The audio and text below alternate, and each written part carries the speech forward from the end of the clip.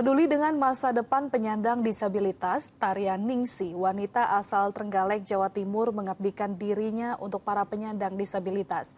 Ia mendirikan tempat untuk meningkatkan kualitas para difabel agar mandiri secara ekonomi. Seperti apa kisahnya? Simak sosok berikut ini.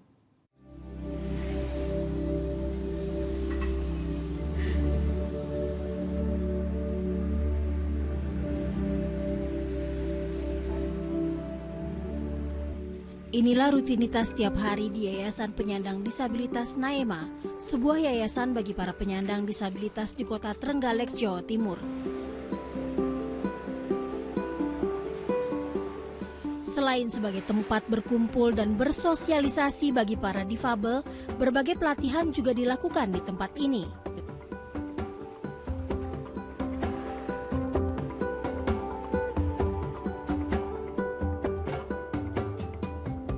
Yayasan ini didirikan oleh Tarian Ningsih, seorang guru SLB yang memiliki kepedulian terhadap para penyandang disabilitas. Yayasan Penyandang Disabilitas Naema ini sebuah wadah untuk mengembangkan semua hal kreativitas teman-teman disabilitas. Jadi pemberdayaan juga, kemudian ada juga yang di bidang pendidikan, ada SLB-nya juga, ada juga terapinya. Kita juga mengadvokasi teman-teman disabilitas jika ada permasalahan-permasalahan. Kegelisahan Tarya akan masa depan para penyandang disabilitas menjadi salah satu alasan kenapa ia mendirikan yayasan ini.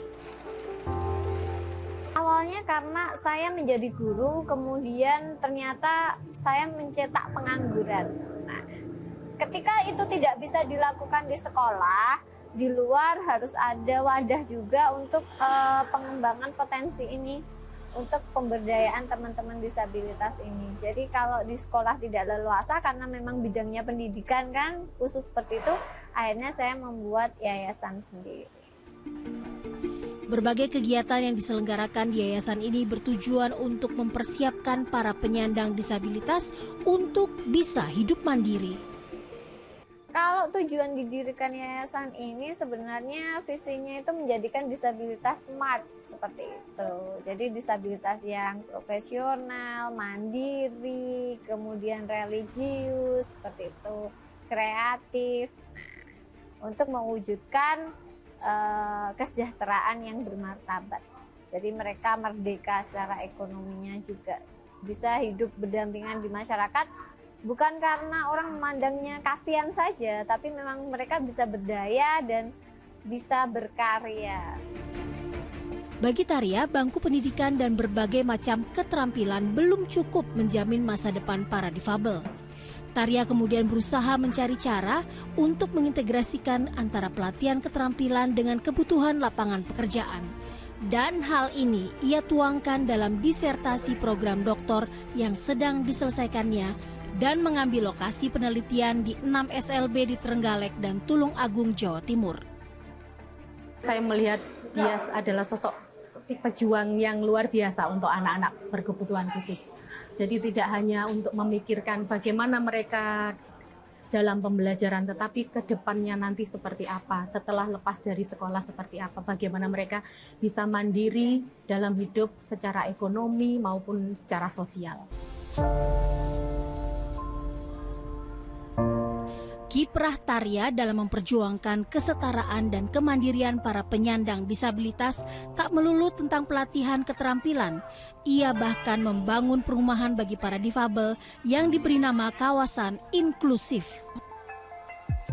Tidak hanya sebagai tempat tinggal, rumah hunian saja, tapi di sini sebagai kawasan produksi agar teman-teman disabilitas ini bisa berdaya, membuka usaha sesuai dengan karakteristik masing-masing sehingga mampu memenuhi kebutuhan hidupnya. Setidaknya kebutuhan primer, sandang, pangan, papan ini tercukupi. Dan di kawasan inklusif inilah tercipta budaya inklusi, di mana masyarakat yang non-disabilitas maupun teman-teman disabilitas ini menerima keberagaman, perbedaan itu semua. Kawasan ini seakan menjadi percontohan kawasan ramah disabilitas. Fasilitas-fasilitas bagi para penyandang disabilitas diakomodir di tempat ini. Jadi rumah-rumah di kawasan inklusif ini didesain khusus sesuai dengan karakteristik pengguna. Kalau yang nggak punya kaki atau nggak bisa berdiri, stop kontak di bawah seperti itu. Jadi terjangkau, kayak dapur di bawah. Yang naik kursi roda itu pintu geser seperti itu. Semua disesuaikan.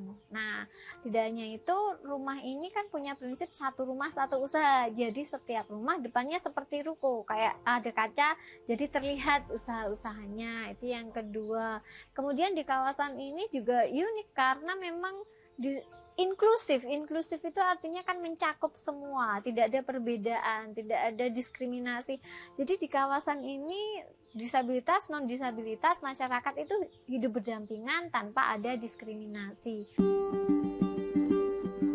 Di sini, para penyandang disabilitas hidup dalam lingkungan yang mendukung kehidupan mereka.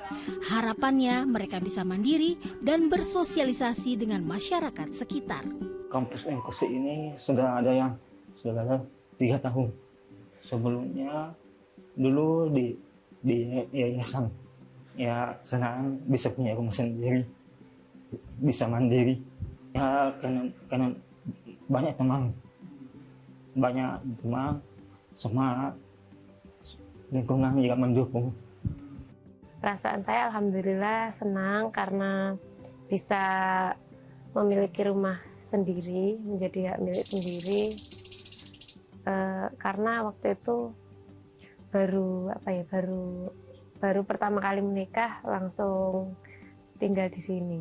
Sejak saya tinggal di sini, saya bisa lebih mandiri, bisa menata rumah sesuai keinginan saya sendiri, bisa berkumpul sama teman-teman juga yang ada di sini, terus bisa bersosiali dengan masyarakat yang ada di sini, dan alhamdulillah mereka juga sangat ramah dan mendukung kehadiran teman-teman yang ada di sini. Kawasan inklusif yang terbuka dan berdampingan langsung dengan pemukiman masyarakat ini juga diyakini dapat menghapus stigma dan mendorong lingkungan yang mampu menghargai perbedaan. Sebenarnya kita sebagai non-disabilitas tidak cukup memandang mereka kasihan gitu aja. Sebenarnya yang dibutuhkan itu bukan rasa kasihan kita, tapi support kita mengadvokasi, mendampingi, seperti itu kan. Kalau jualan ikut melarisi, kalau mungkin ada kekurangan kita kasih masukan, kemudian kita dorong, kita kasih solusi bagaimana. Ini yang dibutuhkan ya. Saling memanusiakan manusia itu aja kuncinya. Ini namanya budaya inklusi itu di situ. Kuncinya memanusiakan manusia, ada toleransi tadi, saling menerima. Ya, masyarakat sini ya tidak begitu malah senang. Komunikasi dengan anak-anak disabilitas itu sudah makin biasa gitu, makin menyatu, makin akrab gitu. Keikhlasan Tarya mendampingi para penyandang disabilitas ini merupakan bentuk ucapan syukur Tarya atas nikmat kehidupan yang diberikan kepadanya. Bagi saya semuanya itu titipan. Jadi sedikit banyak itu titipan. Saya sudah merasa bersyukur dari kecil sampai besar itu banyak keajaiban. Pertama, saya memang dilahirkan memang disabilitas fisik, nggak punya telapak kaki dan panjang sebelah, tapi alhamdulillah itu bisa kembali. Ini sudah keajaiban yang pertama kenapa saya terjun di dalam dunia penyandang disabilitas ini.